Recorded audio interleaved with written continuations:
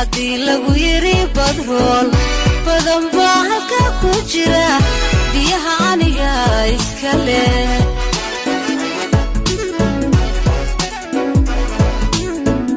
qarankani beec ma noqon dhulkayguna boob ma galo badayduna iib ma aha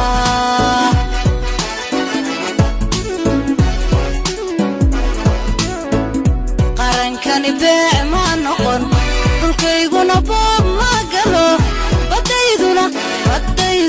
iib ma aha